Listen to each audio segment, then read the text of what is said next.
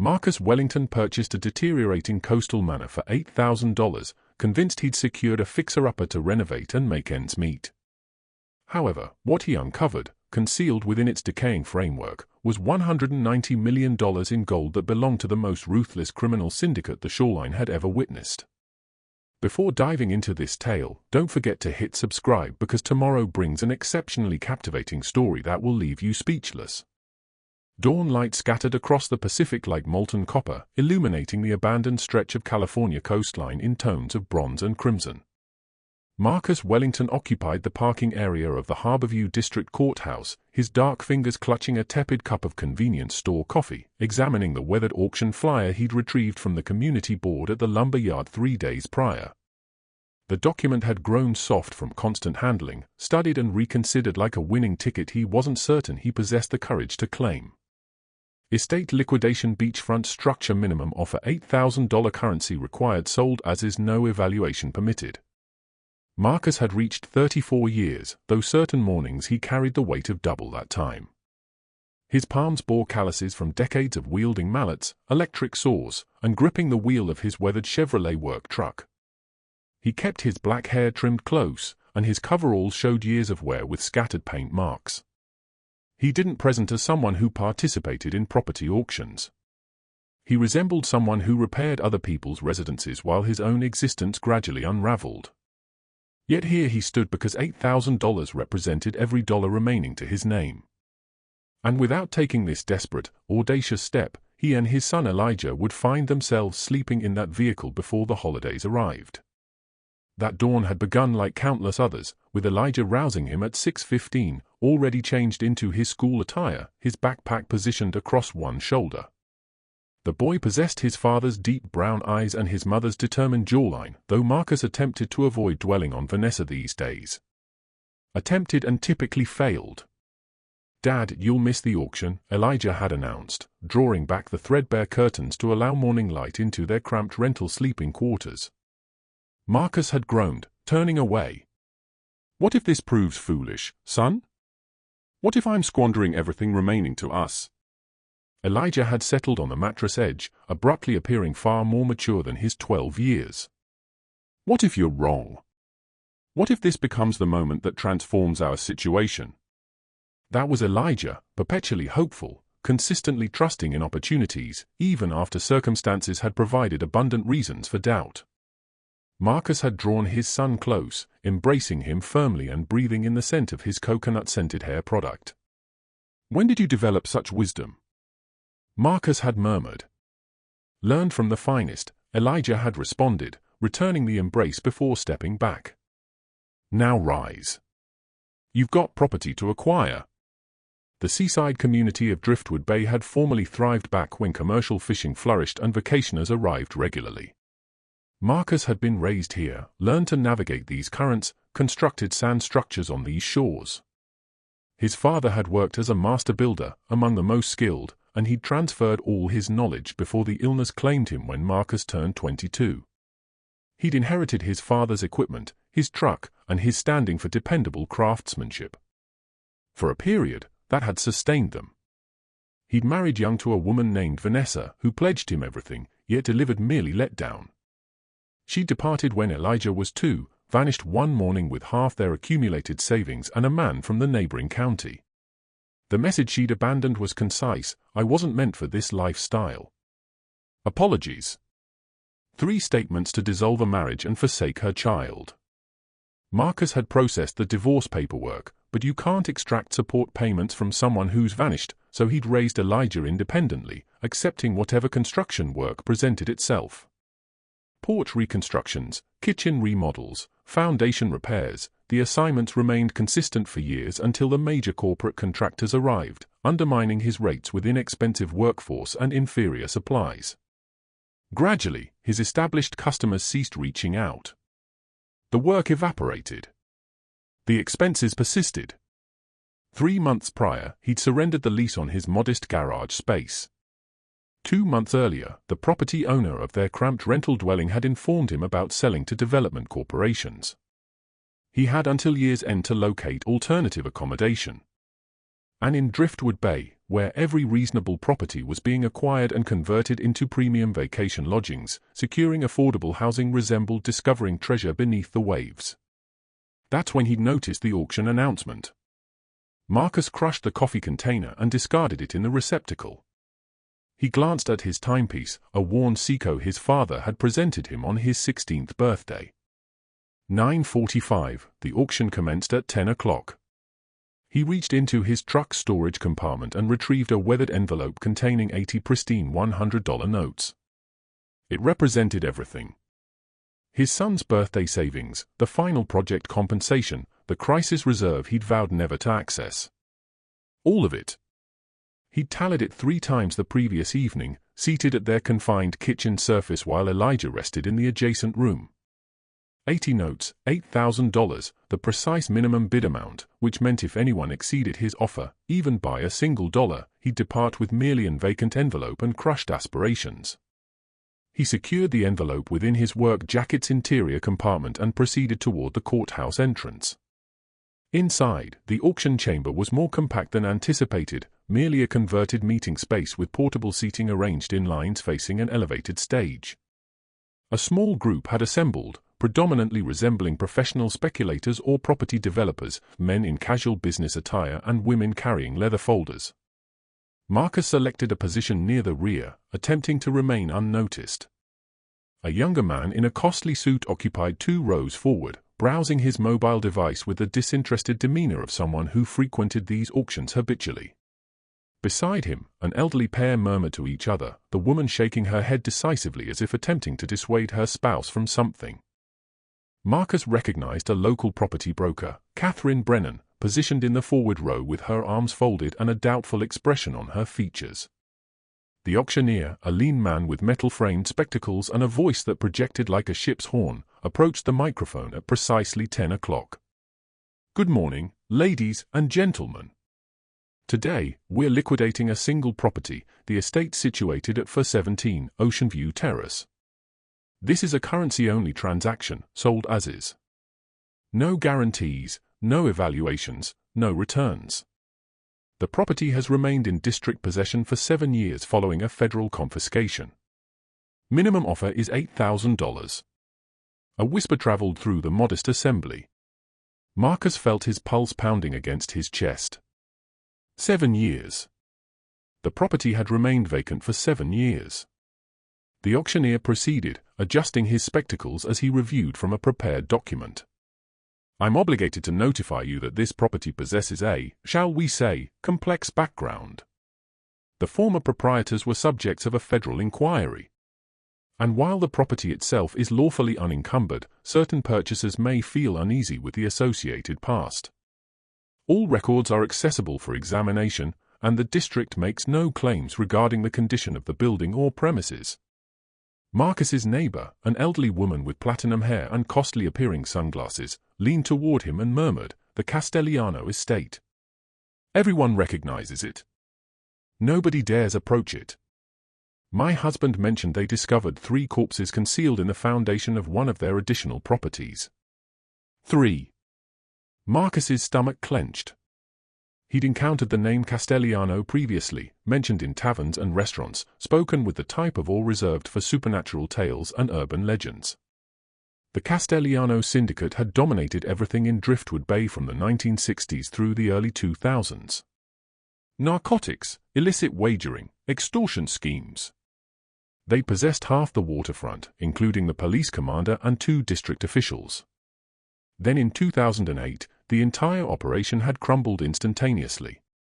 The family disappeared, the federal agents intervened, and the property remained abandoned, entangled in judicial complications for years. His father had shared accounts about the Castellanos when he was younger, typically as cautionary tales. Avoid those establishments on the Northern District, he'd warn. Those are Castelliano venues. Nothing beneficial occurs there. He'd constantly questioned if the accounts were embellished, the variety of local mythology that expanded with each recounting. Now occupying this auction chamber, he understood they likely weren't. "Let's commence," the auctioneer announced. "Do I have an initial offer of $8,000? Silence consumed the space. Marcus observed as speculators adjusted in their positions, evading direct contact with the auctioneer. The man in the costly suit shook his head subtly and rose, collecting his attaché case. Nobody desired to be first. Nobody desired to acquire a property tainted with that much violence and criminal activity. The auctioneer waited, his expression becoming slightly restless. $8,000, ladies and gentlemen. This is beachfront property. Premium real estate. The parcel alone merits 10 times the minimum offer. Additional silence. The woman beside Marcus stood and departed, her heels clicking against the linoleum surface like a timer. Two men in the forward row whispered to one another, then shook their heads simultaneously. Catherine Brennan retrieved her phone and began texting, clearly finished with this auction. Marcus felt his hand lifting before his mind could intervene, ascending into the air like it belonged to another person. $8,000, he stated, his voice breaking slightly. Every head in the chamber rotated. The auctioneer appeared surprised, then satisfied, as if he'd anticipated departing empty-handed. We have $8,000 from the gentleman in the rear. Do I hear $9,000? Nothing. The room became cemetery silent. Marcus could detect his own pulse, sense the burden of every gaze upon him. The remaining speculators observed him like he'd just offered to leap off a precipice. $9,000? Anyone? A man in the second row elevated his hand partially, then lowered it swiftly, as if he'd reconsidered. Catherine Brennan rotated in her position and gave Marcus a look that combined sympathy and incredulity equally. Going once at $8,000, the auctioneer declared, raising his gavel. Going twice. Marcus held his breath. This was madness. He was about to purchase a property he'd never witnessed, with a background that made experienced speculators flee for the exits, using funds he couldn't risk losing. If the structure was uninhabitable, if it required more repairs than he could handle, if the property assessments were astronomical, he and Elijah would possess nothing, less than nothing. Sold to the gentleman in the rear for $8,000. The gavel descended with a sharp crack that resonated like a pistol discharge. Final. Irreversible.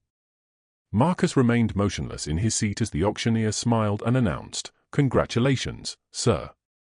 Please visit the administrator to finalize the documentation and, best fortune with the property." The manner he articulated those final words made his skin tingle. The subsequent 2 hours elapsed in a haze of signatures, notary validations, and administrative formalities. Marcus surrendered the envelope of currency, observing as the administrator tallied each note with systematic precision. 80 notes, $8,000, vanished. In return, he obtained a stack of documents, deed, assessment records, property disclosure statements, all stamped and authorized. The administrator, a substantial woman with compassionate eyes and reading spectacles on a chain around her neck, regarded him with something between sympathy and worry. "You certain about this, sir?" she inquired quietly, her voice subdued enough that others couldn't detect. "That structure? It's been vacant a considerable time." "And the background?" "I'm certain," Marcus stated, though he wasn't confident of anything anymore. His hands quivered as he collected the papers. The administrator hesitated, then leaned closer. "My cousin worked for the district when they confiscated it," mentioned the federal agent, "spent 3 days examining that location, removed containers and containers of proof," she said. She paused, glancing around. "He mentioned they didn't remove everything. Said there were areas in that structure even they couldn't locate, sealed chambers, concealed compartments." She straightened and spoke in her regular voice. "But that's merely speculation. Likely nothing to it." By midday, he was occupying his truck in the courthouse parking area, examining the address on the deed. For 17 Ocean View Terrace. He retrieved his phone and entered the address into the navigation application. It was on the distant northern boundary of town, beyond the visitor sector, beyond the commercial fishing piers in a region that had formerly been elite and was now merely remote. He contacted his son. "Hey buddy," he said when Elijah answered on the initial ring. "Dad, did you get it?" Elijah was 12, remarkably intelligent, and far too conscious of how unstable their circumstances were. Marcus had informed him about the auction, attempted to present it as an exploration instead of a desperate wager. He displayed photographs of Ocean View Terrace from archived property listings, images from before the Castelliano scandal when the neighborhood had been immaculate and the residences valued in the millions. "I got it," Marcus said, his voice wavering.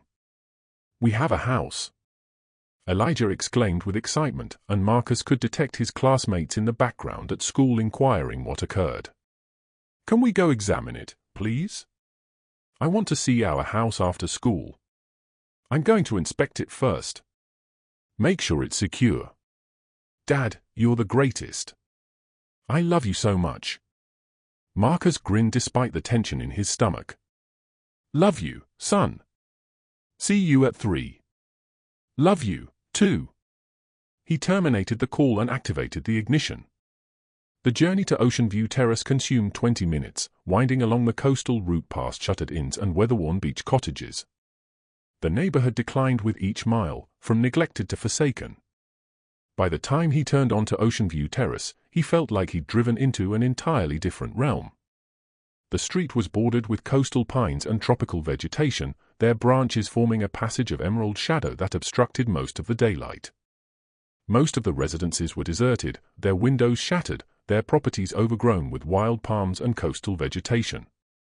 Several lots had chain-link barriers with no trespassing notices posted every few meters. One house had partially disintegrated, its roof sunken, revealing charred beams from what must have been a blaze years prior. At the terminus of the road, positioned on a modest elevation overlooking the ocean, stood his new property. Marcus pulled into the fractured driveway and silenced the motor. The manor was massive, easily 6,000 square feet, constructed in the Mediterranean Revival design that had been fashionable in the 1920s. Stucco exteriors now marked with water deterioration and streaked with fungus in tones of emerald and charcoal. Crimson tile roofing, numerous tiles absent or fractured, leaving openings that resembled missing teeth. Curved windows, most of them sealed with weathered plywood. A magnificent entrance with dual doors beneath a stone archway engraved with faded decorative work, angels and vine patterns barely distinguishable under decades of accumulation. It should have been stunning. Instead, it resembled a monument to deterioration, a caution about the fleeting nature of prosperity and influence. Marcus exited the truck and stood in the overgrown front grounds, sensing the ocean wind pulling at his closely trimmed hair. The property descended toward the shore, separated from the sand by a modest seawall covered in crustaceans and oxidation marks. The vista was magnificent. Ivory sand, azure water, limitless skyline. On a transparent day, you could likely observe the planet's curvature. He proceeded up the fractured stone pathway to the front entrance, his work boots crunching on broken shells and deceased foliage. The landscaping had formerly been elaborate. He could identify the remnants of formal gardens, stone fountains now dry and crumbling, sculpted hedges grown wild into formless masses of vegetation. The front grounds were scattered with wreckage, fallen palm branches, broken roof tiles, even an aged rusted beach seat, partially concealed in sand and weeds. The dual doors were constructed of substantial timber banded with iron that had oxidized to a deep orange-brown. A thick chain and padlock secured them, but the administrator had provided him a key. Marcus retrieved it from his pocket, a substantial brass key that resembled something belonging in a medieval fortress. The lock was rigid, corroded by years of salt atmosphere, but it finally surrendered with a grinding click. The chain clattered as it descended, striking the stone steps with a sound that seemed excessively loud in the tranquil afternoon. Marcus pushed the door open. It resisted initially, swollen from moisture, then yielded with a groan that resonated through the interior. The odor struck him immediately, musty, dense, the scent of desertion and years past, mildew and dust, and something else, something organic and decomposed that he didn't want to contemplate too closely. He stepped inside, his eyes adapting to the dim illumination that filtered through gaps in the sealed windows. The entrance hall was immense, with a vaulted ceiling and a grand staircase that curved up to the second level. The floor was Italian marble, now fractured and marked with water deterioration that had infiltrated from the roof. An enormous chandelier hung overhead, half its crystals absent, the rest coated in dust so dense they appeared grey instead of transparent. It swayed slightly in the draft from the open door, creating soft, chiming sounds. To his left, a formal sitting room with furnishings still in position, a lengthy sofa covered in a sheet that had formerly been white but was now grey with dust and spotted with mildew, chairs arranged around a centre table. To his right, what appeared to be a dining room, the table arranged for 12, plates and glasses accumulating dust like a scene from a supernatural tale. A still life of desertion. Marcus proceeded slowly through the first level, his footsteps resonating in the vacant spaces. Everything had been abandoned, preserved in time like the Marie Celeste. In the kitchen, pots still hung from a rack above the range. The refrigerator door stood ajar, its interior long since emptied, but still carrying the faint smell of decomposition. Cabinets were filled with dishes, costly china with gold accents. In a study, books lined the shelves, their spines faded and split, titles in Italian and English. It was like the inhabitants had simply disappeared midlife, leaving everything preserved in time. He discovered a library with leather-bound volumes and a mahogany desk, its surface still holding a pen and a leather-bound ledger. A sunroom with wicker furniture deteriorating in the humidity, the windows so salt-stained that the ocean vista was barely distinguishable. A formal parlor with a grand piano, its keys yellowed and several notes stuck down. When he pressed middle C, it made a dull thunk instead of a musical note. Everywhere he looked, there were indications of prosperity, of luxury, of a life lived without financial limitation, and everywhere there was deterioration. By the time he reached the rear of the structure, he'd tallied 6 bedrooms, 4 bathrooms, multiple sitting rooms, and spaces he couldn't even identify. A ballroom with a parquet floor buckling from water deterioration. A recreation room with a pool table still covered in emerald felt, though rodents had nested in the pockets. The house was a mansion in every sense of the term, and it was his for $8,000. There had to be a complication, there always was. He was standing in what appeared to be a home office on the first level near the rear of the house, with a view toward the ocean, when he noticed something peculiar. The room had built-in bookshelves on 3 walls. But the 4th wall, the one facing the ocean, was blank, just smooth plaster painted a faded ivory color that didn't quite match the other walls. Marcus walked closer. He ran his hand along the wall, feeling for seams or irregularities. The plaster was cool and slightly moist from the ocean atmosphere, and there was something off about the texture. It felt newer than the rest of the structure. He knocked on it experimentally. The sound was hollow, incorrect. Behind this wall was vacant space. His contractor's instincts activated. He stepped back and examined the room more carefully. The baseboards ran along the other 3 walls but stopped short on the ocean-facing wall, ending abruptly rather than turning the corner. The crown molding was identical, continuous on 3 sides, absent on the 4th. Even the electrical outlets, there were 3 on each of the other walls, but none on this one. This wall had been added later, constructed to conceal something. Marcus's heart began to accelerate. He returned to his truck and grabbed his toolbox, a battered red metal case that had belonged to his father. His initials were still visible on the lid, scratched in with a screwdriver 30 years prior. Inside were the basics: hammer, screwdrivers, pry bar, utility knife, flashlight, measuring tape, level, tools he'd used 1,000 times, tools that felt like extensions of his own hands. He selected the pry bar and returned to the office. He started at the baseboard, wedging the flat end of the bar between the plaster and the floor. The material was aged, brittle. It yielded with surprising ease, crumbling like stale bread, revealing wooden studs behind it.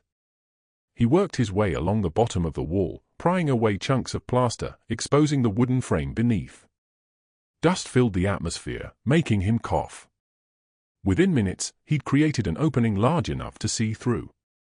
He shone his flashlight into the gap and saw darkness, vacant space, and something else, a door. Steel. Massive. With a combination lock. Marcus sat back on his heels, breathing hard. Someone had constructed a false wall to conceal a vault, and that vault was now legally his. He widened the hole, pulling away more plaster until he'd exposed the entire steel door. It was industrial grade, the kind you'd find in a bank or a jewelry store, with a combination dial and a heavy wheel handle. The steel was brushed dull grey, and there was a small brass plate riveted to the door with a manufacturer's name he didn't recognize. There was no way he was getting through it without the combination, unless...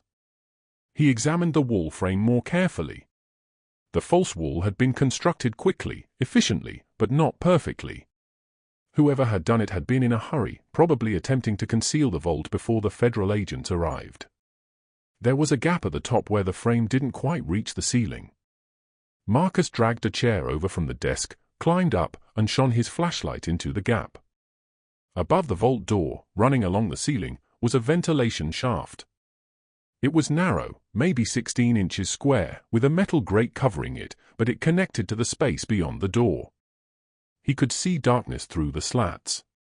Marcus wasn't a small man, but he wasn't large either. Years of physical labor had kept him lean and strong, muscled in a way that came from use rather than gym memberships. He thought he might fit. He pulled away more of the false wall, creating a larger opening and sending plaster dust everywhere. Then he positioned the chair, climbed up, and worked at the ventilation grate with his screwdriver. The screws were aged, but they turned, grinding in their threads. The grate came away in his hands, revealing the dark shaft beyond. He pulled himself up, muscles straining, and squeezed into the narrow shaft. It was tight, claustrophobic, his shoulders scraping the sides. The metal was cold against his skin, and it smelled of mold and metal and stale air. He inched forward on his elbows, flashlight clenched between his teeth, pulling himself through the darkness. Every movement resonated in the confined space. Something skittered in the darkness ahead of him, probably a cockroach, and he forced himself not to think about what else might be living in here. The shaft seemed to extend forever, though it was probably only 10 feet. Finally, it opened into a larger space. Marcus's flashlight beam swept across the interior, and what he saw made him forget how to breathe. The vault was roughly 20 feet by 20 feet, with concrete walls and a low ceiling, but it wasn't vacant. Stacked along the walls were metal filing cabinets, plastic storage containers, and cardboard boxes. And piled in the center of the room, arranged in neat rows like bricks, were bars of gold. Not just a few bars, hundreds of them, thousands. Marcus dropped down from the ventilation shaft, landing hard on the concrete floor. His legs felt weak, unsteady. He approached the nearest stack and picked up a bar with trembling hands.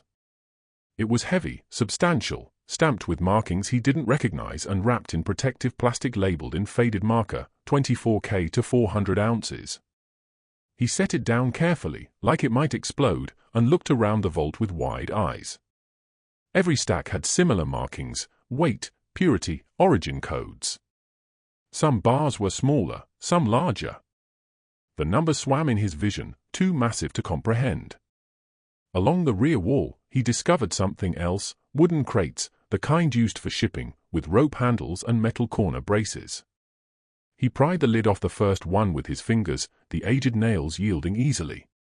Inside, nestled in straw packing material, were more gold bars, genuine gold bars stamped with assay marks and serial numbers, each one probably weighing 20 pounds or more.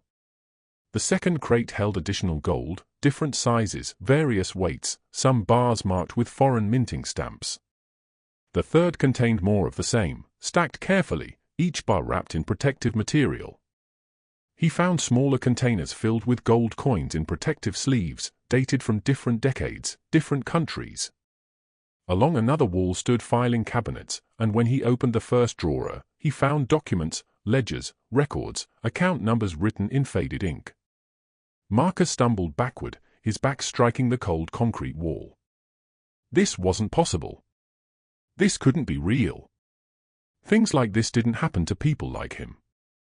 He was a single father from Driftwood Bay who repaired damaged roofs and installed water heaters. He wasn't the kind of person who discovered treasure vaults in abandoned manors.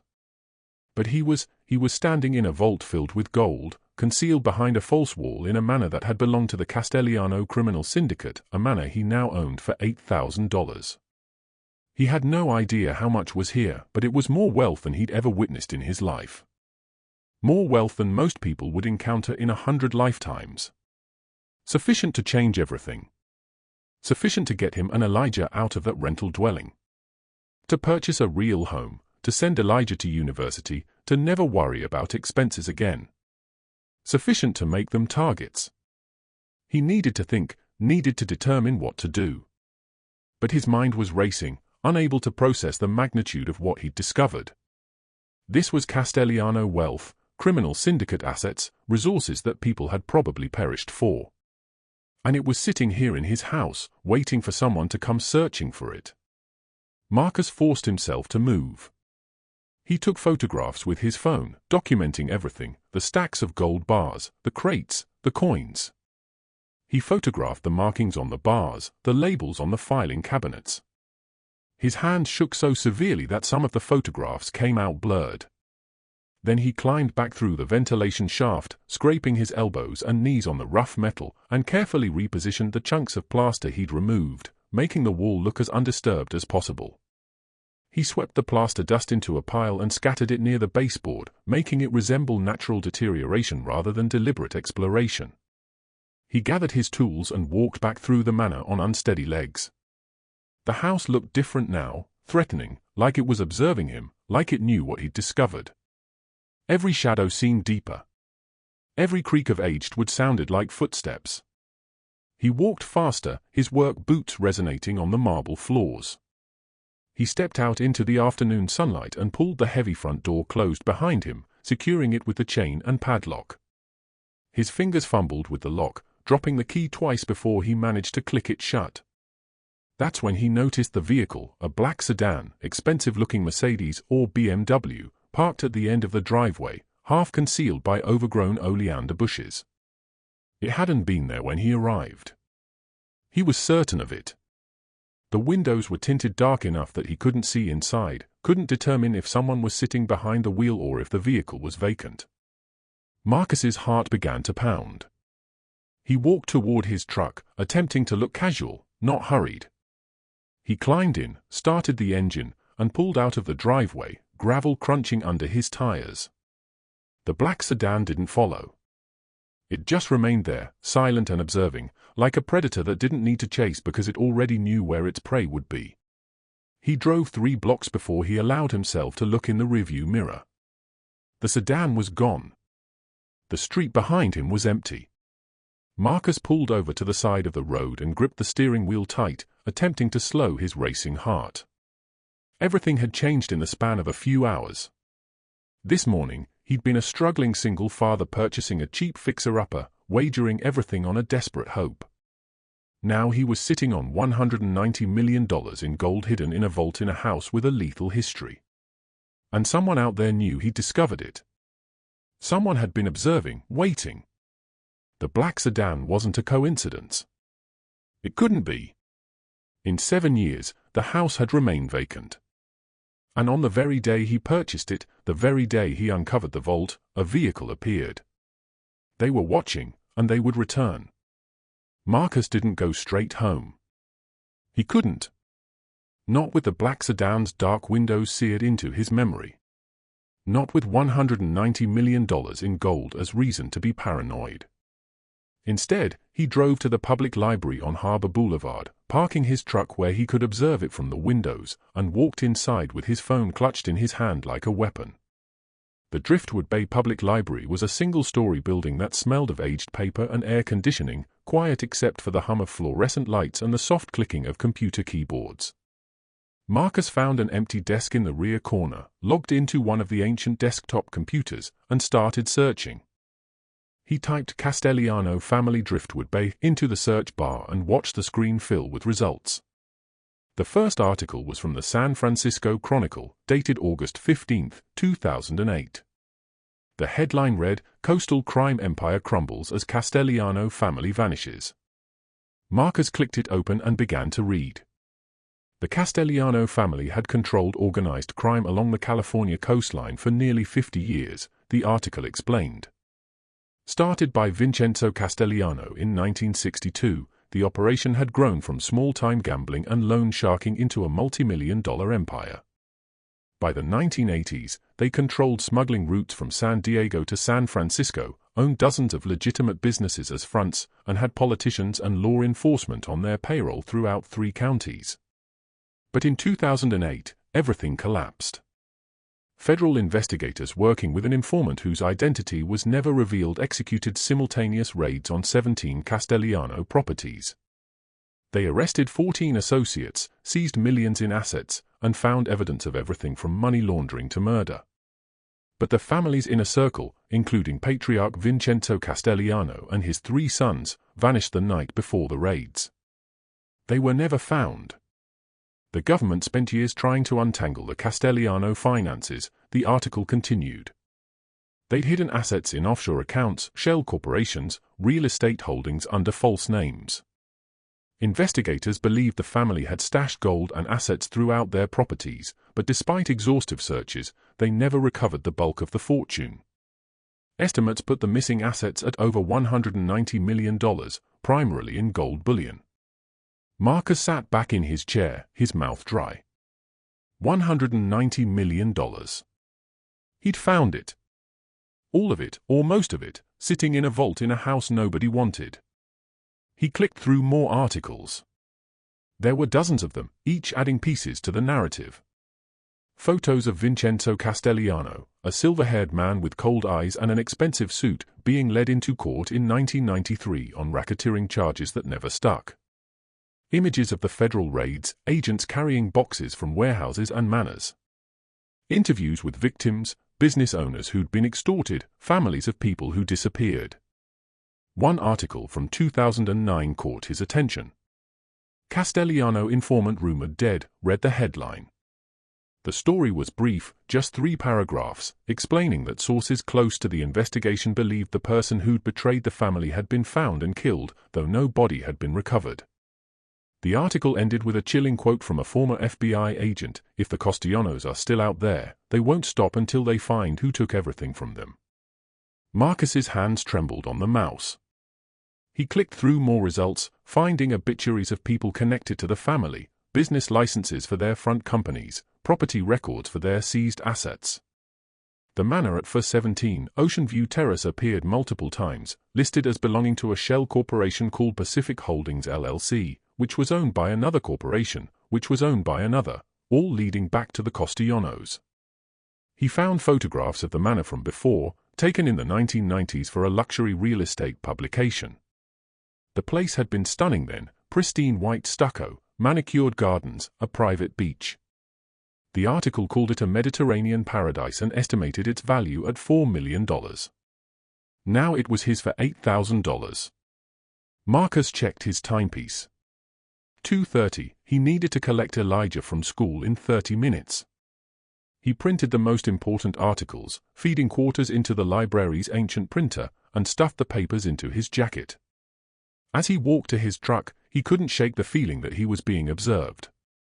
He scanned the parking area, the street, the windows of nearby buildings. Nothing appeared out of place, but the paranoia clung to him like humidity. The drive to Elijah's school took 10 minutes. Marcus pulled into the pickup line behind a row of SUVs and minivans, his beat-up Chevrolet truck looking out of place among the newer vehicles. He watched parents chatting on the sidewalk, kids streaming out of the building with backpacks bouncing. Everything normal and ordinary. His world had turned upside down, but theirs continued unchanged. Elijah emerged from the school doors, his face lighting up when he spotted the truck. He ran over and climbed in, dumping his backpack between his feet. "Did you see it? Is it amazing? Can we have a basketball hoop?" The questions tumbled out in a rush. Marcus forced a smile. "It's big. Really big. Needs a lot of work. Can we go see it now, please?" "Not today, buddy. I need to, make sure it's safe first. Check the floors, the electrical, all that boring stuff." Elijah's face fell. "But Dad, it's our house. When can I see our house?" "Soon," Marcus said, pulling out of the parking lot. "I promise." He drove home on autopilot, his mind spinning with everything he'd learned. The Castellano family had vanished but might still be out there. $190 million in gold was missing, and he'd found it locked in a vault in a house that half the criminal underworld might come searching for. Their rental house was a small two-bedroom cottage on Sycamore Lane, the kind of place that had been built cheaply in the 1970s and had been falling apart ever since. Marcus parked in the gravel driveway and helped Elijah carry his backpack inside. "Homework first," he said. "Then you can play video games." Elijah groaned but settled at the kitchen table with his math worksheet. Marcus made him a snack, crackers and cheese, then retreated to his own bedroom and closed the door. He pulled out his phone and opened the photographs he'd taken in the vault. Even on the small screen, the stacks of gold bars looked surreal. He zoomed in on the markings, attempting to count, attempting to estimate.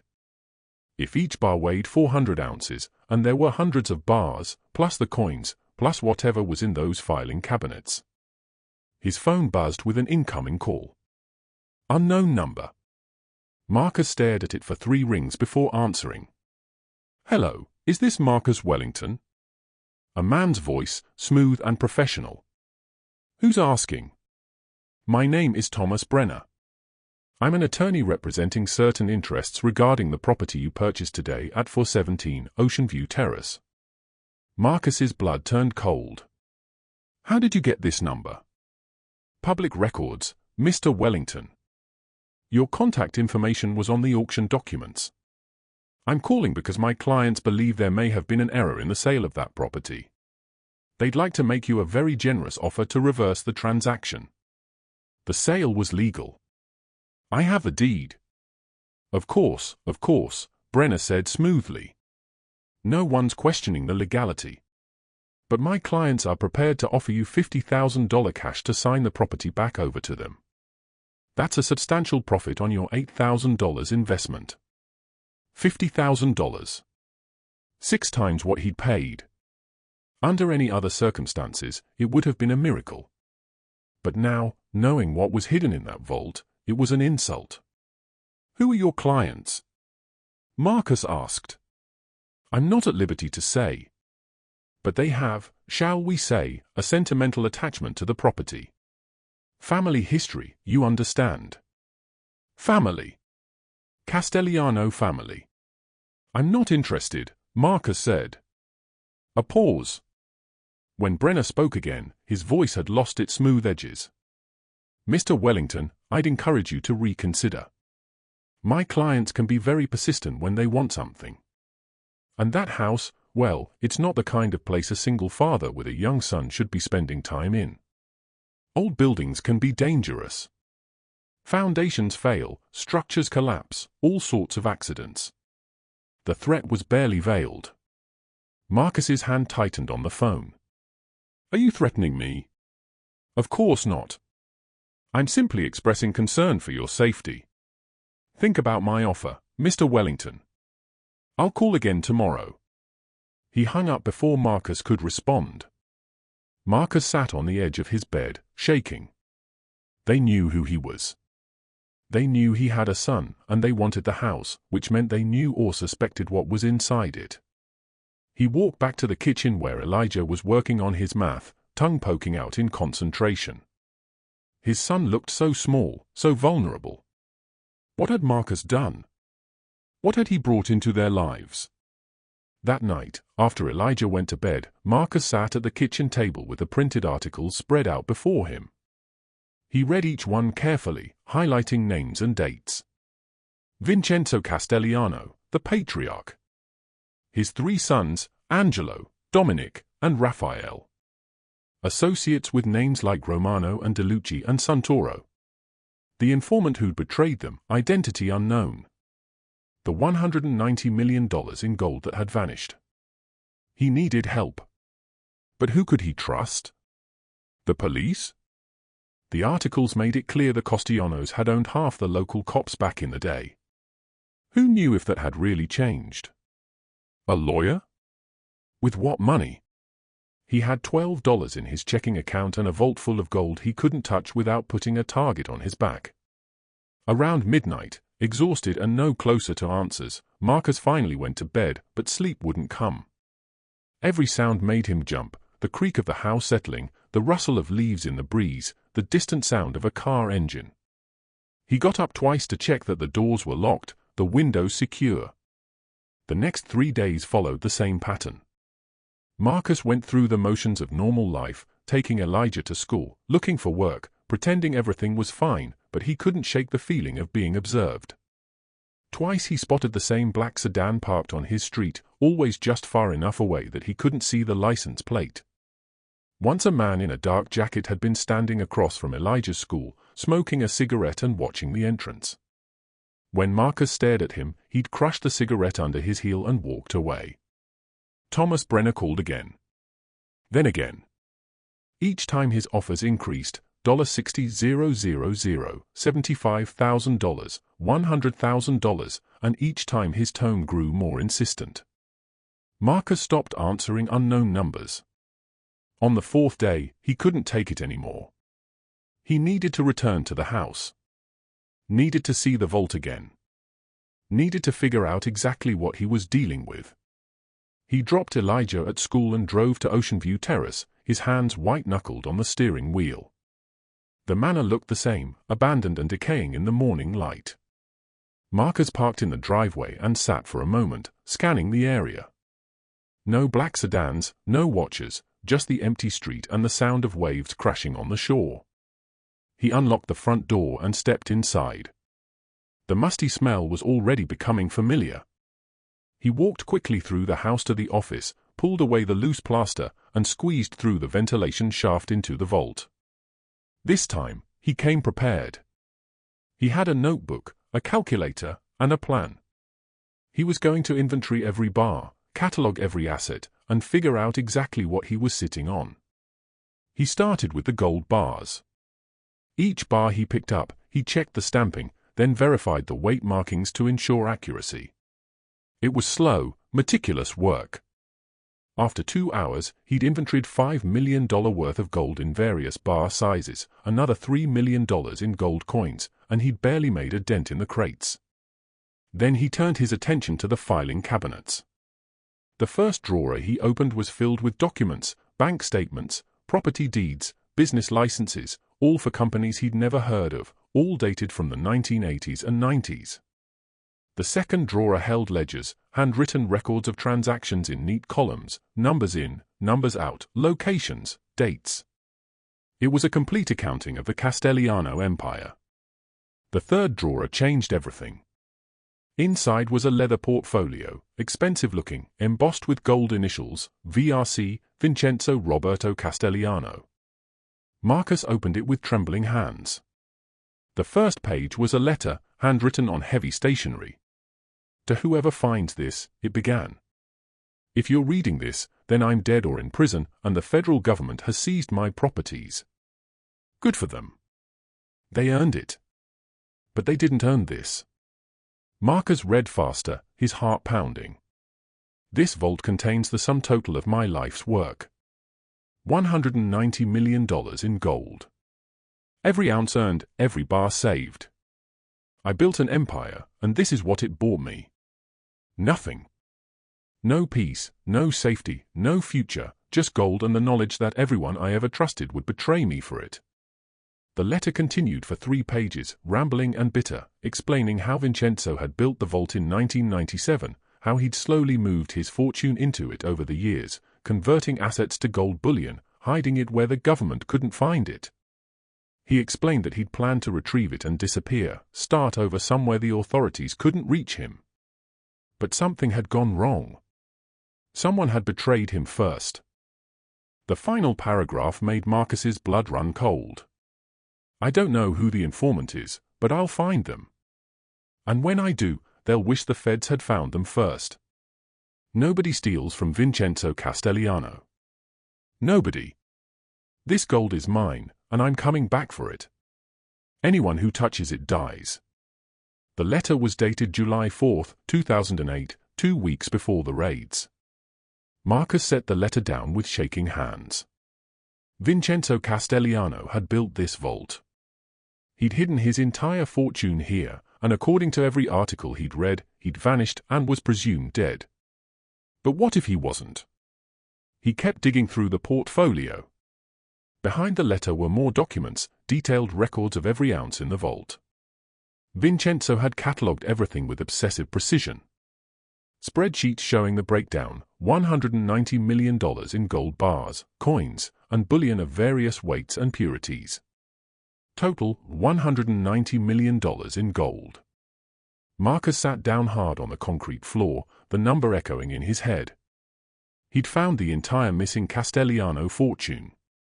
Every ounce that the FBI had searched for, that investigators had hunted for years, sitting in a vault beneath a house he'd bought for $8,000. This was bigger than he'd imagined, bigger than he could handle alone.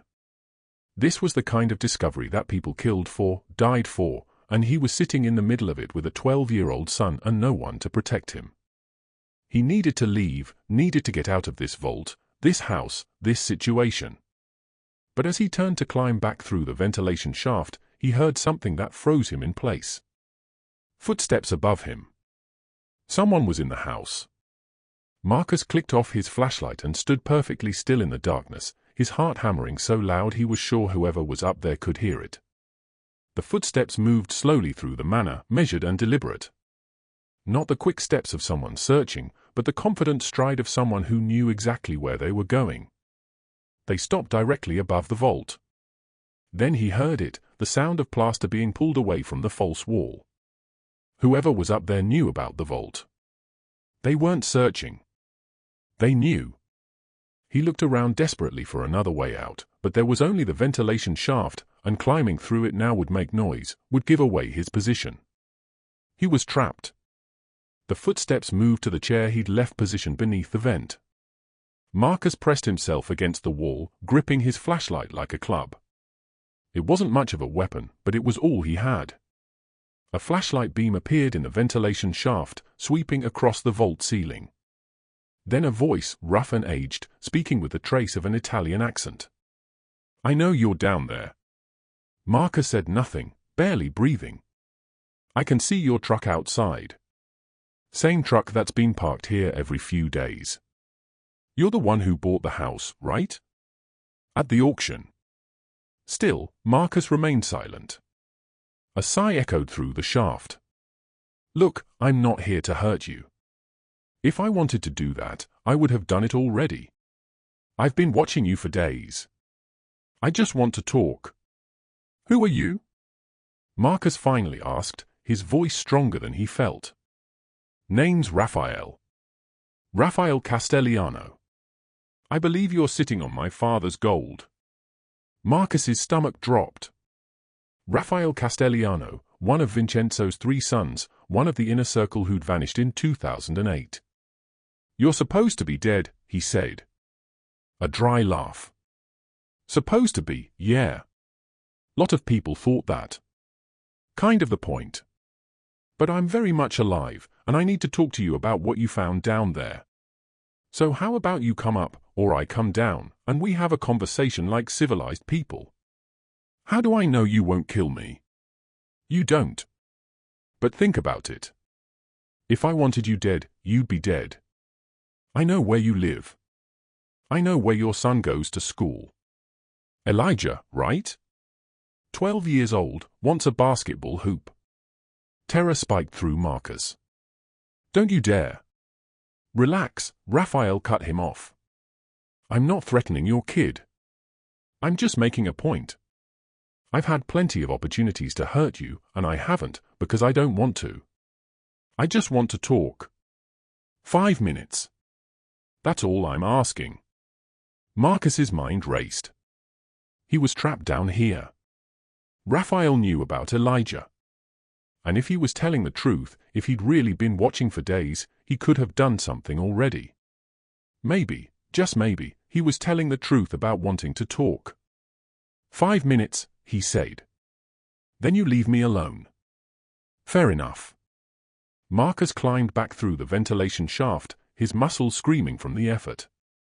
When he dropped down into the office, he found himself face to face with a man in his late 50s, grey hair slicked back, wearing jeans and a black windbreaker.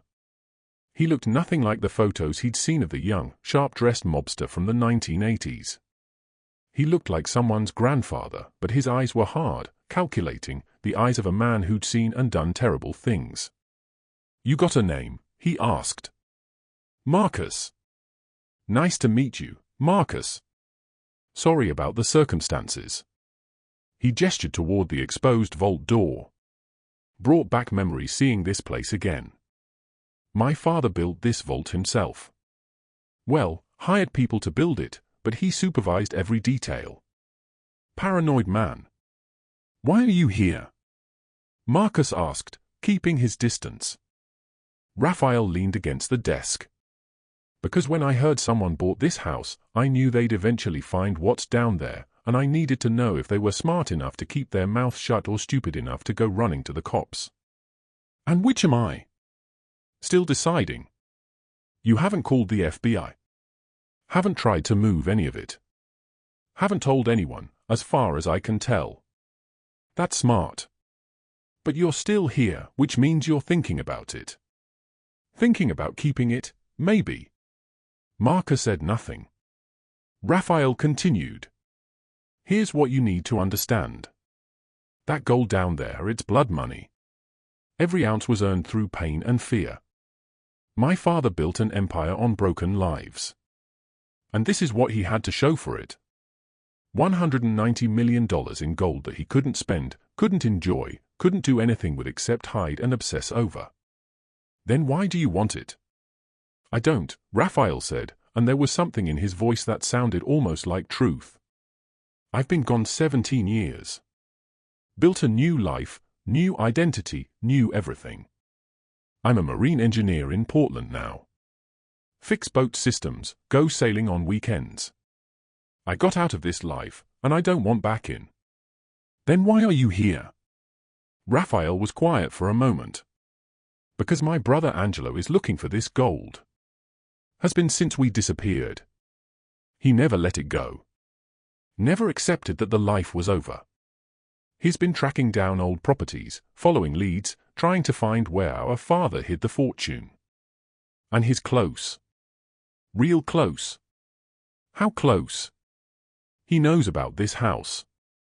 Probably knows about you by now. That lawyer who called you, Thomas Brenner, that's Angelo's attorney, his frontman. Angelo's careful. Doesn't get his hands dirty directly anymore. But trust me, if you don't give him what he wants, he'll take it, and he won't leave witnesses." Marcus felt sick. "What am I supposed to do?" Raphael pushed off from the desk and walked to the window, looking out at the ocean through a gap in the boards. "You got 3 choices. First, you turn over the gold to Angelo. Walk away. Probably get paid something for your trouble. Second, you call the feds. Turn it all in as found property and pray the Castellano name doesn't bring you more trouble than it's worth. Third, he turned back to him, you keep it. All of it. But that means running, disappearing, starting over somewhere Angelo can't find you. Those are all terrible options." "Yeah," Raphael agreed. "Welcome to the life. Every choice is terrible. You just pick the one you can live with. What would you do?" He smiled sadly. "I'd melt it all down. Every bar. Dump it in the ocean and walk away clean. But I'm guessing you need the money. Single father. Struggling to make ends meet. $8,000 was probably everything you had." Marcus nodded slowly. Raphael sighed. "Then you're already in too deep to walk away clean. My advice? Take what you need and disappear. Not all of it. Just enough to start over somewhere else. New town, new name, new life. Leave the rest for Angelo to find. Let him have his treasure hunt. You and your son, you get out while you still can. And if I don't, then you better be ready for what's coming, because Angelo won't stop. He'll send more lawyers, more threats, and eventually he'll send people who don't bother with phone calls." Marcus's hands were shaking. "Why are you telling me this? Why help me?" Raphael looked at him for a long moment. "Because I got a son, too. He's 23 now. Doesn't even know who I really am. Thinks I'm just an engineer who left his mom when he was little. I missed his whole life to stay hidden, to stay alive. And I don't want to see another kid lose his parent to this family's poison. He walked toward the door, then paused. You got maybe a week before Angelo makes his move. Use it wisely.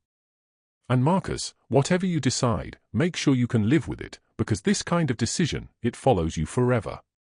Then he was gone, footsteps fading through the empty manor. Marcus stood alone in the office, surrounded by broken plaster and the echo of Rafael Castellano's words. He looked down at the vault, at the fortune hidden beneath his feet, and felt the weight of an impossible choice settling on his shoulders. Keep the gold and run, risking everything for a chance at a better life. Turn it in and hope the authorities would protect him, though history suggested they wouldn't. Or give it to Angelo Castellano and walk away with nothing but his life and Elijah's safety. He thought about his son, about Elijah's dreams of a basketball hoop, about college funds and security, and all the things this gold could buy them. But he also thought about blood money, about the people who'd suffered to create this fortune, about the violence that had built it ounce by ounce. Marcus pulled out his phone and looked at the photos of the vault, of the gold bars and coins. $190 million in gold, a lifetime of possibilities, or a death sentence, depending on what he chose to do with it. He had 1 week to decide, and the clock was already ticking. Marcus didn't sleep that night. He lay in bed staring at the ceiling, Rafael Castellano's warning echoing in his head. 1 week. He had 1 week before Angelo made his move, whatever that meant.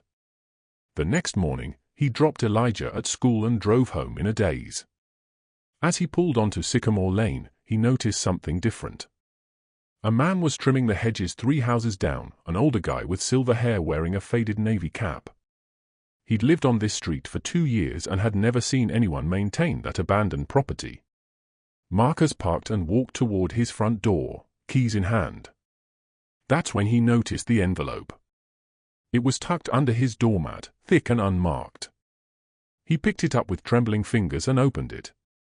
Inside were photographs, pictures of Elijah walking out of school, Elijah at the park, Elijah getting snacks at the corner store. Each photo had a red X drawn over his son's face. No note, no words, just the message, clear and terrifying. We can get to him anytime we want. Marcus's legs gave out.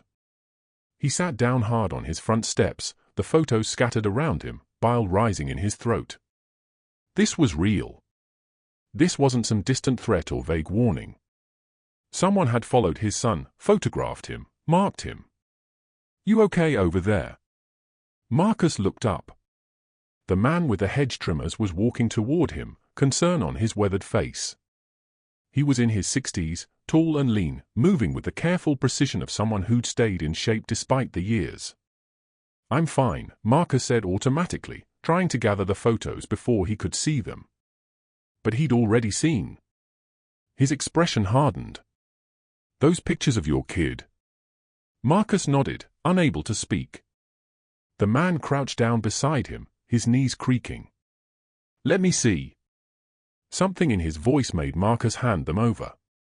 He flipped through them slowly, his jaw tightening with each image. When he finished, he looked at Marcus with eyes that had seen this kind of thing before. How long have they been threatening you? How did you? I'm retired FBI, he said. Name's Dennis Hammond. Moved here 6 months ago, and I recognize a shakedown when I see one. Who are you dealing with? Marcus hesitated. Everything in him screamed not to trust anyone, not to drag anyone else into this nightmare. But he was drowning, and this man looked like the only life preserver in sight. The Castellano family, he whispered. Dennis's eyes widened slightly. The Castellanos? I thought they were gone, scattered to the wind after the 2008 raids. Not all of them, Marcus said. I bought a property at auction.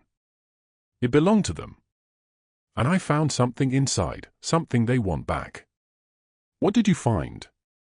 Marcus took a deep breath. Everything. The whole missing fortune. $190 million in gold. Dennis sat back on his heels, letting out a low whistle. Jesus Christ. I worked that case, you know, back in '08. We spent months searching for that gold, tore apart every property, followed every lead, came up empty. He looked at Marcus with something between admiration and pity. And you just stumbled onto it. Stumbled is one way to put it. Where is it now? Hidden in a vault in the house. I haven't touched it. Haven't moved it. I don't know what to do. Dennis stood up, offering his hand. First thing we do is get you and your son somewhere safe. Then we figure out the rest. Marcus let him pull him to his feet. Why would you help me? You don't even know me. I spent 30 years chasing people like the Castellanos, Dennis said. Saw what they did to families, to communities. If there's a chance to finally bring them down, to recover that gold and get it back where it belongs, I'm taking it. Plus, he smiled grimly, retirement's boring. Over the next 3 days, Dennis became Marcus's shadow and his strategist. He had Marcus and Elijah move into a small motel on the edge of town, paying cash, registering under a false name. He swept Marcus's truck for tracking devices and found 2 professional-grade GPS trackers attached to the undercarriage. He showed Marcus how to spot a tail, how to vary his routes, how to make sure no one followed them. And he started planning their next move with the gold. Dennis had kept his FBI credentials, kept his contacts in the bureau. He made quiet calls, asked careful questions, and slowly pieced together what Marcus had found. The $190 million in gold wasn't just Castellano profits. It represented assets from a dozen different crimes, robberies, extortions, smuggling operations spanning 3 decades. Some of it could be traced to specific victims, businesses that had been bled dry, families that had lost everything. This gold has blood all over it, Dennis told him one evening as they sat in the motel room while Elijah did homework on the other bed. Every ounce represents someone suffering. And legally, it belongs to the victims, not to you and not to the Castellanos. Marcus knew he was right. He'd known it from the moment he'd read Vincenzo's letter. But knowing and accepting were different things.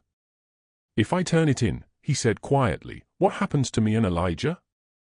The Castellanos think I have it. Even if I give it to the FBI, Angela won't believe I didn't keep some. We'll never be safe. Dennis nodded slowly. That's the problem with this kind of situation.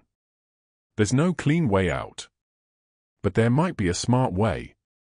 He pulled out a folder he'd been assembling, documentation of every Castellano crime the gold could be connected to. We go public. Full transparency. You announce the discovery, turn everything over to the authorities on camera, in front of reporters. Make it so public that the Castellanos can't touch you without bringing down heat they don't want. And then what? We just hope they leave us alone. No. Then we make a deal. Witness protection, new identities, relocation. The Bureau's done it before for people with less valuable information than you have. Marcus looked at Elijah, bent over his math homework, completely unaware of the danger swirling around him. He'd have to leave everything, his school, his friends, his whole life. Better than losing his father, Dennis said gently. Or worse. That night, Marcus couldn't sleep again. He kept thinking about the victims, about the families whose assets sat in that vault. He thought about his own father, how he'd worked himself to exhaustion trying to build an honest living, never taking shortcuts, never compromising his integrity. What would he think of Marcus now, sitting on a fortune built from other people's pain? The decision crystallized around 3 o'clock in the morning. He knew what he had to do. It terrified him, but it was the only choice he could live with. The next morning, he told Dennis, I want to turn it in. All of it. But I want protection for Elijah first. Dennis made the calls. Within 48 hours, they had a plan. The FBI would raid the manor, secure the vault, and catalog every ounce of gold. Marcus would give a statement on camera explaining how he'd found it, and in exchange, he and Elijah would enter witness protection, disappear into new lives far from California. But before any of that could happen, Angelo Castellano made his move. It was day 6 of the week Raphael had given him. Marcus was driving back to the motel from the grocery store, Elijah in the passenger seat talking about a video game, when he noticed the black sedan behind them. The same one from before, now openly following, not even pretending to be subtle. Marcus's hands tightened on the wheel. "Elijah, buddy, I need you to call Dennis. Number's in my phone." "Dad, what's wrong?" "Just do it, son. Please." Elijah grabbed the phone with shaking hands and dialed. Before Dennis could answer, the sedan accelerated, pulling alongside them. The passenger window rolled down, and Marcus saw a man he recognized from his research, Angelo Castellano, older now, but unmistakable, his face harder than in the photos, scarred by years of running. He pointed toward the side of the road. "Pull over." Marcus shook his head and pressed the accelerator. The sedan matched his speed. "Dennis," Elijah's voice was high with fear. "Dad says someone's following us." Marcus could hear Dennis's voice through the phone, calm and commanding. "Where are you?" "Pacific Boulevard heading south," Marcus said. "Stay on main roads." "I'm calling the local PD. Keep driving." But Angelo wasn't giving up.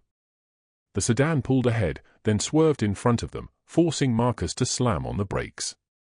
They screeched to a stop in the middle of the road, Elijah shouting, Marcus's heart hammering. Angelo stepped out of the sedan. 2 more men emerged from a vehicle that had pulled up behind them. They were boxed in. "Stay in the truck," Marcus told Elijah. "Lock the doors behind me. Do not get out, no matter what." "Dad." "Do it." Marcus stepped out, his legs shaking. Angelo walked toward him, his expensive shoes clicking on the asphalt. Behind them, traffic was backing up, drivers honking, a few people pulling out phones. "You've been very difficult to reach," Angelo said, his voice carrying the same accent as his brother Raphael's, but colder, emptier. "My lawyer called. My associates visited. I even had someone leave you pictures. And yet you still don't seem to understand the situation." "I understand perfectly," Marcus said, surprised by the steadiness in his own voice. "You want something that doesn't belong to you. Something that never belonged to your family. You stole it, and now you want to steal it again." Angelo's smile was all teeth, no warmth. "Stole? My father built that fortune. Every ounce, every bar, every asset, it's family wealth. It's blood money," Marcus shot back. "Built on robberies, smuggling, and people who disappeared when they got in your way. I read the files, Angelo. I know what your family did." His smile vanished. "Then you know what we're capable of. You know what happens to people who cross us." "I know you're desperate," Marcus said. "I know you've been running for 17 years, living off scraps while that fortune sat in a vault you couldn't find. I know your brother Raphael got out, built a new life, and left you behind chasing ghosts. And I know that if you hurt me or my son, you'll have every FBI agent in California hunting you down." Angelo's hand moved toward his jacket. Marcus tensed, ready to run, to scream, to do anything to protect Elijah. But then he heard it. Sirens. Police sirens getting closer. Angelo heard them too. His face darkened with rage. "This isn't over." "Yes, it is," Marcus said. "I'm turning in the gold. All of it. Tomorrow. In front of cameras and federal agents. Whatever you think you'll get out of that vault, you won't. It's over, Angelo. Just like it was over for your father 17 years ago." 2 police cruisers pulled up, lights flashing. Officers stepped out, hands on their weapons. "Everything okay here?" one of them called. Angelo looked at Marcus one last time, his eyes promising retribution. Then he turned and walked back to the sedan. His associates followed, and within moments they were gone, disappearing into traffic before the officers could stop them. Marcus stood shaking in the middle of the road as one of the officers approached him. "Sir, we got a call about a possible road rage incident." It's more complicated than that, Marcus said. I need to speak to the FBI. The officer's eyebrows rose. The FBI? Tell them it's about the Castellano case. They'll understand.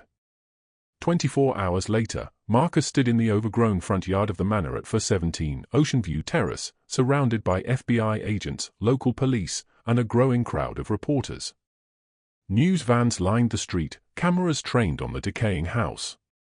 Dennis stood beside him, and Elijah was safe at Dennis's nephew's house 3 states away, protected by federal marshals.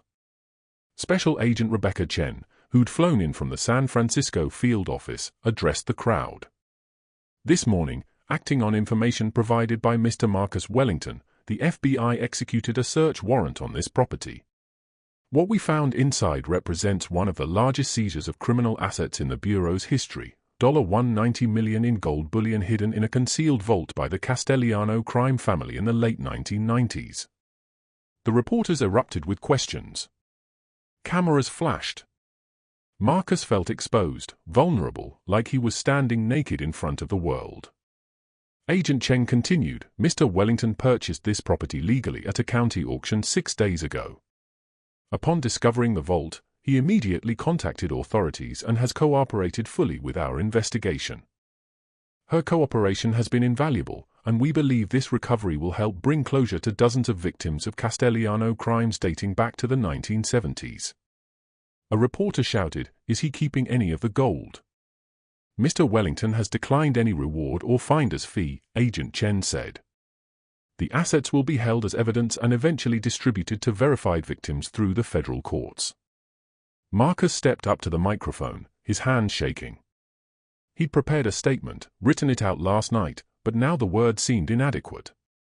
I'm just a single father who bought a house, he said. I was looking for a fresh start, a place to build a future for my son. What I found instead was a reminder that some fortunes are built on broken lives, and no amount of wealth is worth the cost of other people's suffering. This gold never belonged to me. It belonged to the people it was stolen from, and I hope returning it brings them some measure of justice. He stepped back, and Agent Chen fielded more questions while federal agents began carrying sealed evidence boxes out of the manor. Each box represented millions of dollars, a fortune being catalogued, documented, and prepared for return. Dennis squeezed his shoulder. You did the right thing. I hope so, Marcus said, watching his brief chance at wealth disappear into government custody. I really hope so. That evening, as the sun set over the Pacific and the last of the reporters packed up their equipment, Marcus stood alone on the manor's back deck overlooking the beach. The house would be auctioned again, probably torn down. The property would pass to new owners who'd never know what had been hidden beneath their feet. His phone buzzed. A text from an unknown number, you made the right choice. Stay safe. R. Rafael Castellano, wherever he was, approved. Another text came through, this one from Dennis, Elijah misses you. Marshall says you can call him at this number. Marcus dialed, his eyes filling with tears when he heard his son's voice. Dad, are you okay? I'm okay, buddy. Everything's going to be okay. Are we really moving? Starting over. Marcus looked out at the ocean, at the endless horizon. Yeah, son. We are. New town, new school, new everything. Just you and me. Will I get a basketball hoop? Despite everything, Marcus smiled. You'll get your basketball hoop. I promise. He'd given up $190 million in gold. He'd lost the manor, the auction, the gamble he'd taken. But he'd kept his integrity, protected his son, and helped bring justice to people who'd waited decades for it. That had to be worth something. That had to be worth everything. The federal investigation moved with surprising speed once the vault was opened officially. Within 48 hours of Marcus's press conference, Special Agent Rebecca Chen's team had catalogued every bar, every coin, every ounce. The exact total came to $190,847,320 in gold bullion and coins. Vincenzo Castellano's obsessive record-keeping meant they could trace most of it back to specific crimes. Marcus watched the news coverage from a safe house in Oregon, Elijah curled up beside him on the couch. Every channel ran the story. Single father discovers crime syndicate fortune, read one headline. $190 million gold find shocks California town, proclaimed another. His face was everywhere. His quiet voice replayed endlessly, saying those words, "No amount of wealth is worth the cost of other people's suffering." He'd become something he never wanted to be, a famous, recognizable, a symbol. Dennis had warned him this would happen. He'd sat Marcus down before the press conference and explained that his life would never be private again, that this decision would follow him forever. But he'd also said something else that stuck with him. "You're giving people their faith back," he'd told him. "In a world where it seems like the bad guys always win, you're proving that sometimes, just sometimes, someone chooses to do the right thing, even when it costs them everything." The victim testimonies started coming in within a week. The FBI set up a hotline for people who believed they'd been victimized by the Castellano family between 1962 and 2008. The phones rang constantly. Hundreds of people called, some with legitimate claims, others hoping for a piece of the fortune, and many with stories that broke Marcus's heart. Agent Chen sent Marcus summaries of the verified cases, names, and faces attached to the abstract numbers he'd found in that vault. He read each one late at night after Elijah went to bed, unable to look away, even though the stories haunted him. There was Patricia Holloway, 78 years old, whose husband owned a marina in Driftwood Bay in 1983. The Castellanos had demanded protection money. When he refused, the marina burned down 3 days later. Insurance called it arson but couldn't prove it. They lost everything, their business, their savings, their home. Patricia's husband died of a stroke 6 months later. She'd been living on Social Security ever since, working part-time at a library into her 70s just to survive. There was Daniel Ortega, whose father had been a commercial fisherman in the 1990s. The Castellanos controlled the docks, demanded a percentage of every catch. When Daniel's father tried to organize other fishermen to resist, he disappeared. His boat was found empty, 3 miles offshore. The family never recovered his body. Daniel was 14 when it happened. He'd spent his entire adult life wondering what had become of his father, whether he'd suffered, whether he'd thought of his family in those final moments. There was the Kim family, who owned a small import business. The Castellanos had used it to launder money, forcing them to falsify records and hide transactions. When federal investigators started asking questions in 2006, the Castellanos threatened to kill their son if they cooperated. The family fled to Washington state, leaving behind everything they'd built. They'd been too afraid to return, even after the 2008 raids, convinced someone was still watching. Dozens of stories, hundreds, each one representing a life interrupted, a dream destroyed, a family torn apart. And the gold Marcus had found, that fortune sitting in a vault while these people suffered, that was what had been built on their pain. He couldn't sleep after reading the testimonies. He'd lie awake thinking about Patricia working at 78, about Daniel never knowing what happened to his father, about the Kim family's son who'd lived under a death threat for years. The weight of it pressed down on his chest like a physical thing. "Dad." Elijah's voice came from the doorway one night. "You okay?" Marcus wiped his eyes quickly. "Yeah, buddy. Just thinking." Elijah climbed into bed beside him, something he hadn't done in years. "Was it hard giving up all that gold?" Marcus was quiet for a moment. "You know what the hardest part is? Reading about the people it was stolen from. There's this woman, Patricia. She's 78 and still works because the Castellanos destroyed her husband's business.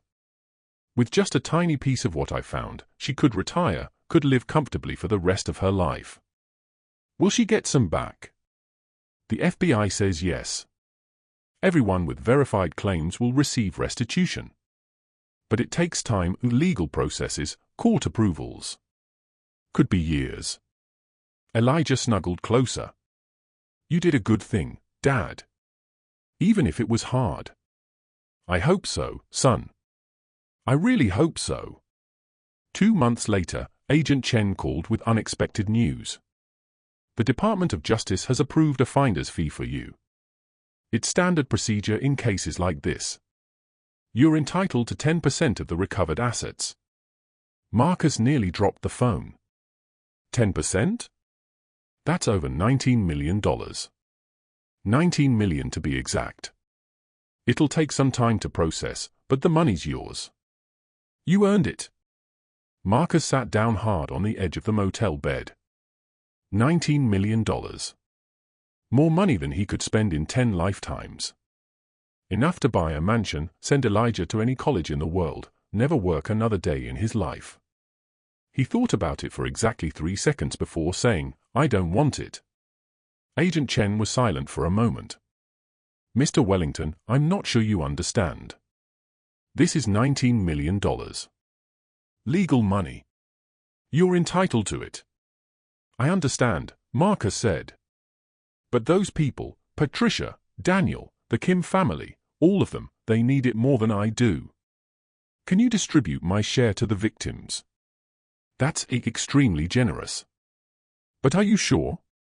You and your son could." "We'll be fine," Marcus interrupted. "We don't need $19 million to be fine. We just need a fresh start and a safe place to call home.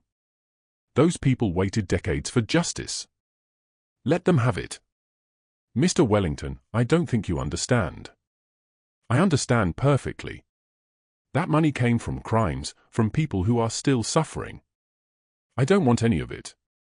There are legal entitlements. Then donate my share to the victims. Divide it equally among everyone with verified claims, please." Another pause. "That would be an additional $68,000 per victim." "Are you sure?" Marcus thought about Patricia Holloway working at the library, about Daniel Ortega searching for answers about his father, about all the families whose lives had been shattered. $68,000 wouldn't fix everything, but it would help.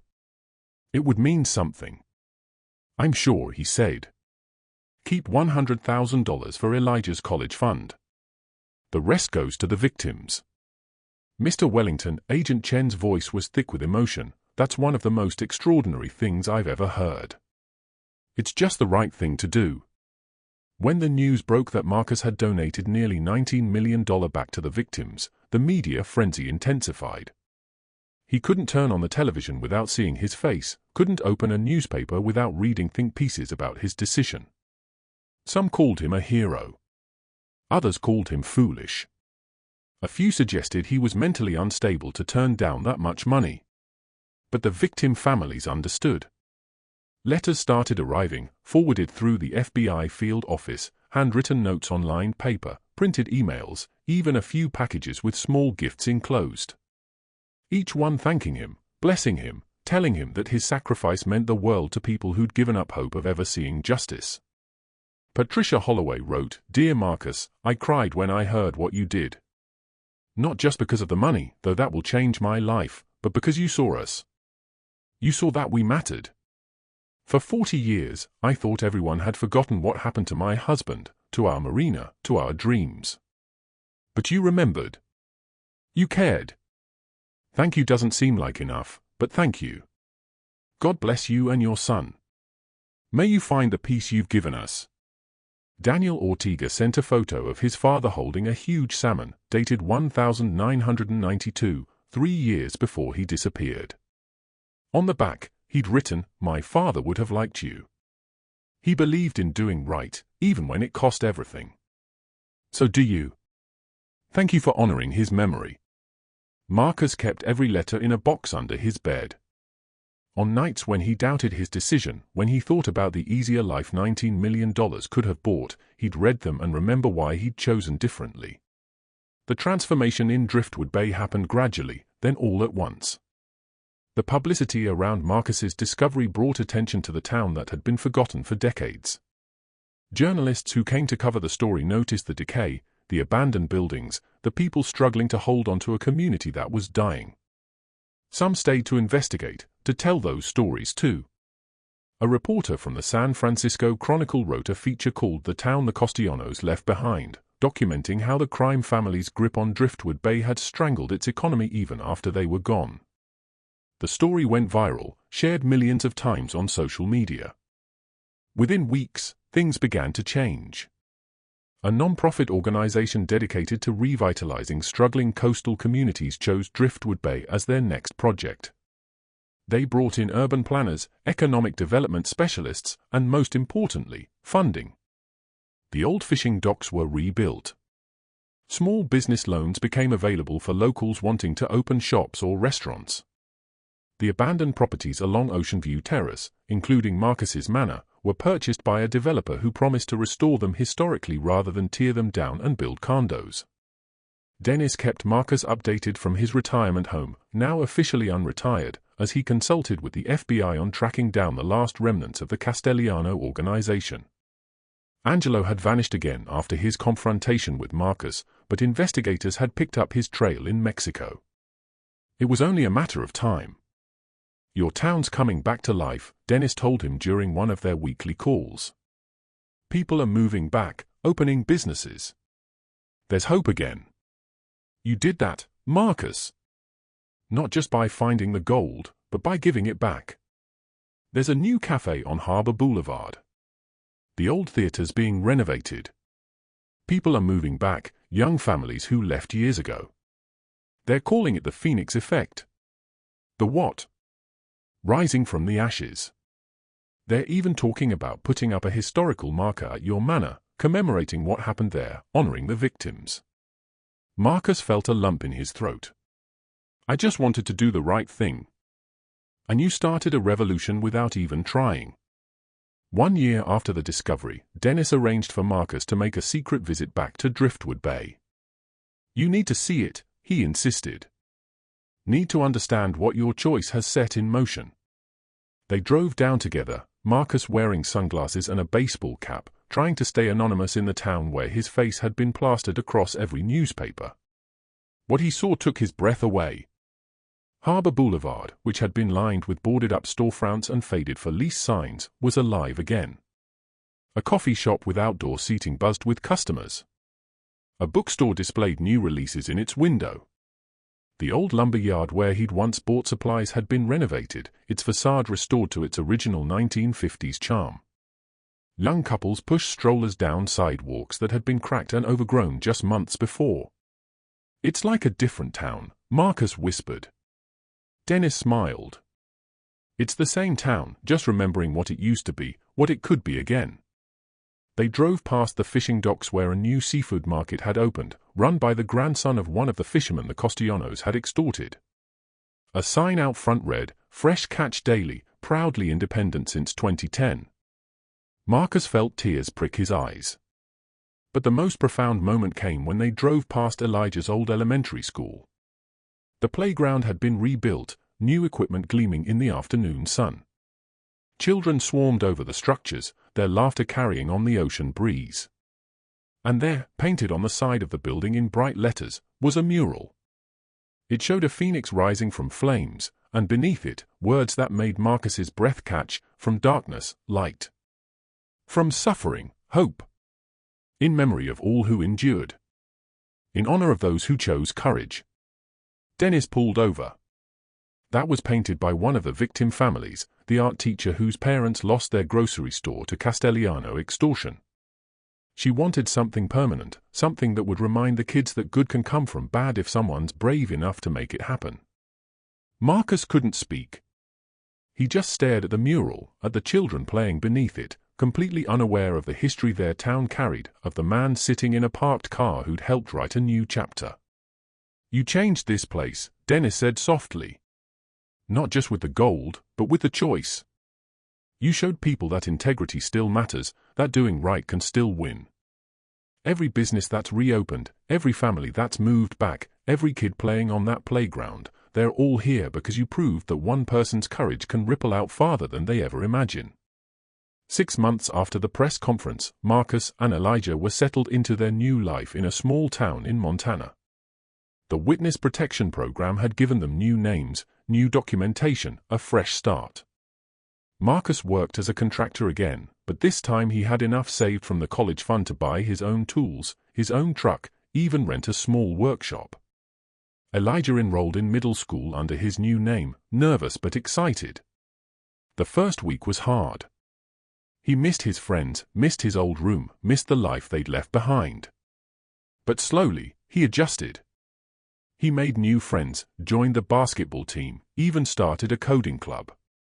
One evening, about 8 months after they'd moved, Elijah came home from school with a big smile on his face. "Dad, we had to do presentations today about people who inspire us. I did mine about you." Marcus looked up from the blueprints he was reviewing. "About me?" "Buddy, you know we're not supposed to." "I didn't use our old names," Elijah interrupted.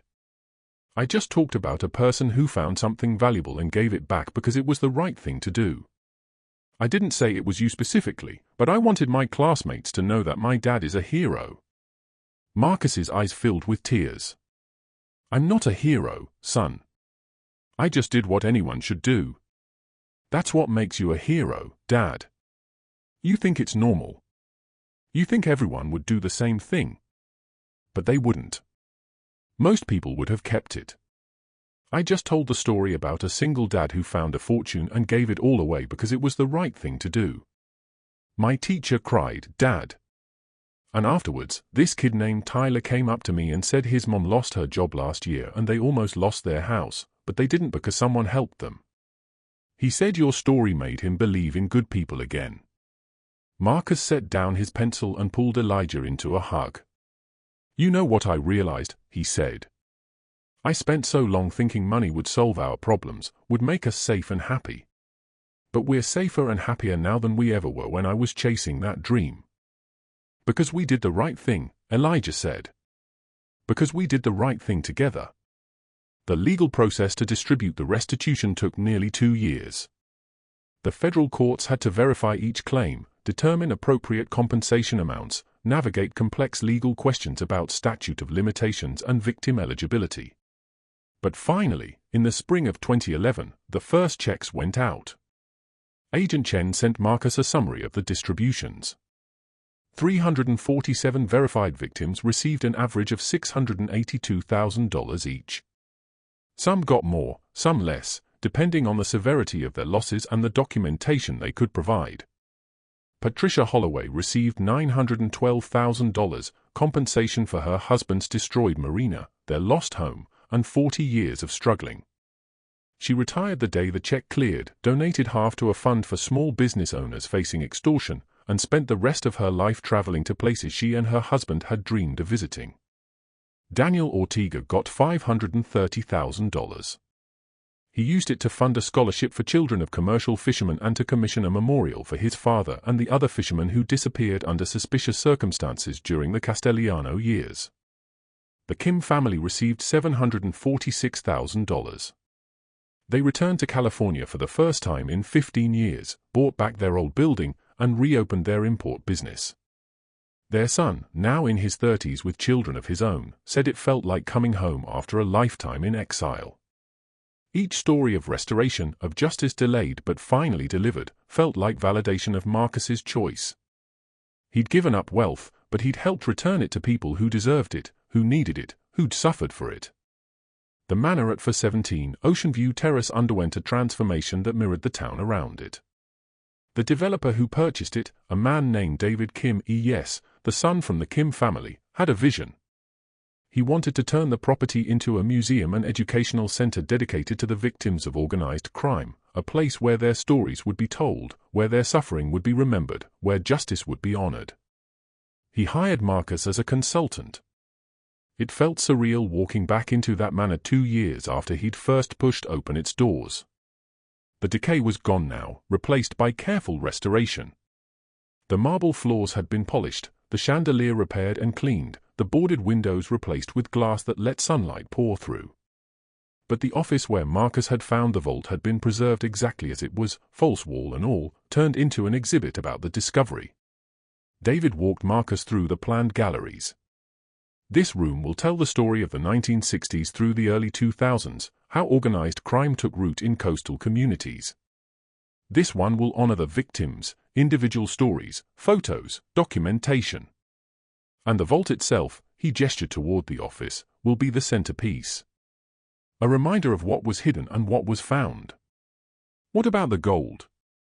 Marcus asked. Do you show people what was there? David shook his head. The actual gold is still in federal custody, evidence in ongoing investigations.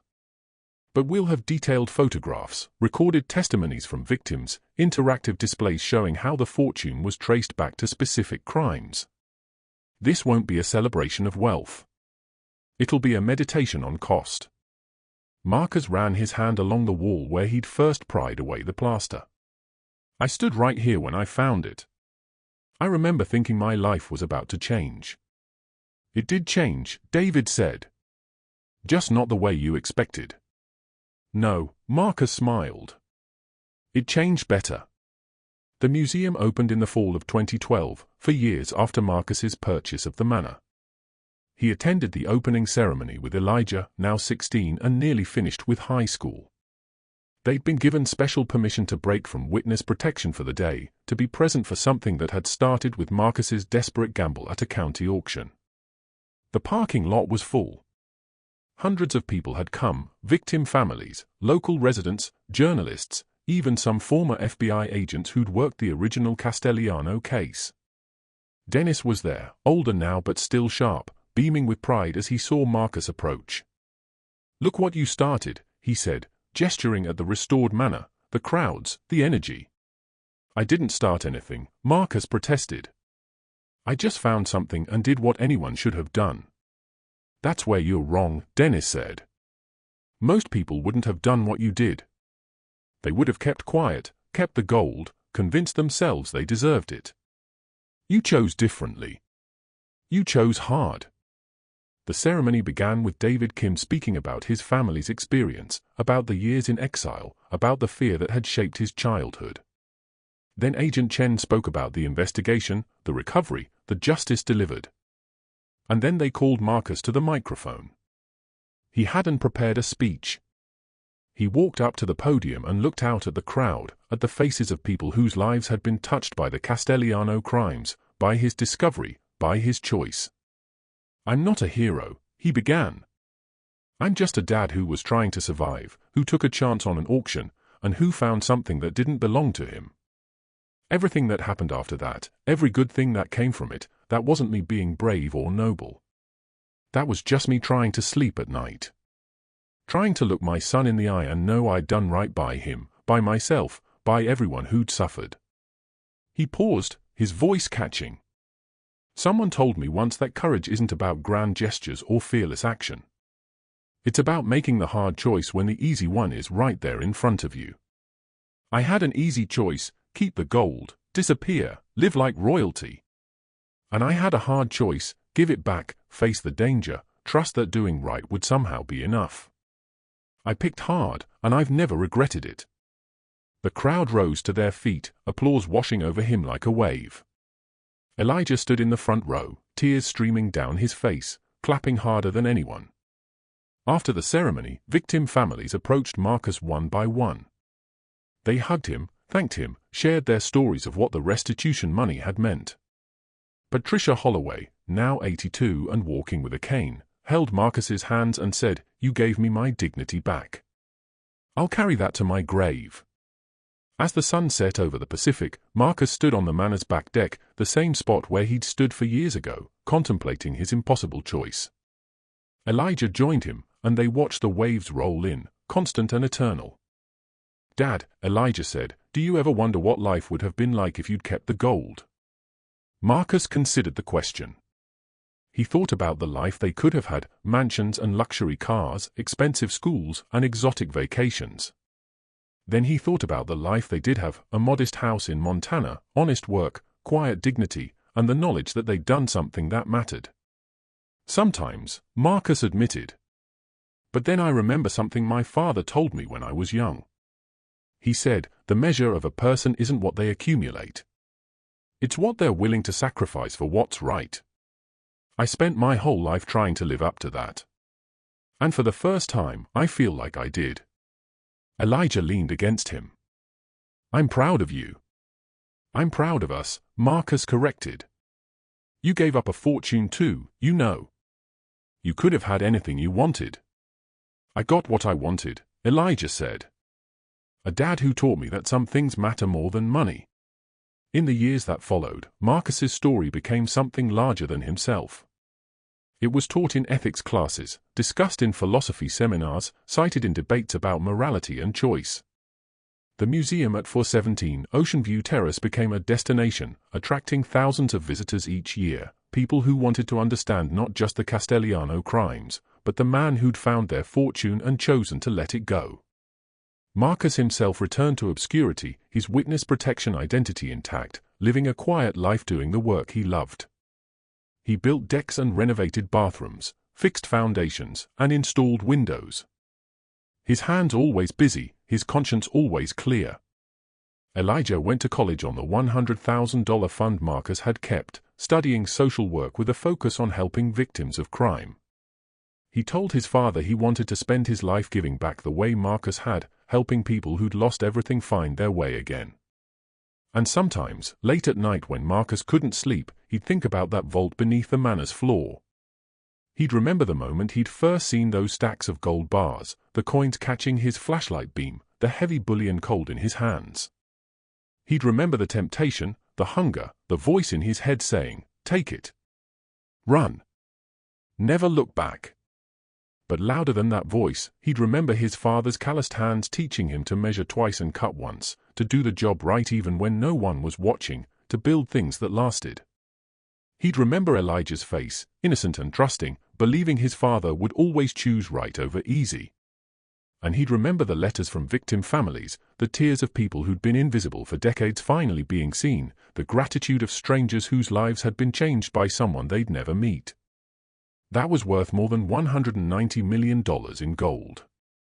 That was worth everything. Anyone can find wealth if they're lucky. But it takes something rare to find it and let it go, to choose principle over profit, to believe that integrity matters more than comfort. Marcus Wellington wasn't special when he walked into that county auction. He was just a struggling single father looking for a chance. But when that chance came, when fate handed him a fortune built on suffering, he became something more. He became a reminder that ordinary people are capable of extraordinary grace. The story of the single dad who found $190 million in gold and gave it all away lives on in Driftwood Bay. In the museum that bears witness to suffering and justice. In the families who rebuilt their lives with restitution they'd stopped believing would ever come. It lives on in ethics classrooms and dinner table conversations. In moments when people face their own hard choices and remember that someone once chose right when it cost them everything. Because at the end of every day, beneath all the complexity and noise, the choice is simple. Do you take what you can, or do you give back what was stolen? Do you profit from pain, or do you honor it? Do you choose easy, or do you choose right? Marcus Wellington chose right. And in doing so, he proved that sometimes the greatest fortune isn't what you keep, it's what you're brave enough to let go.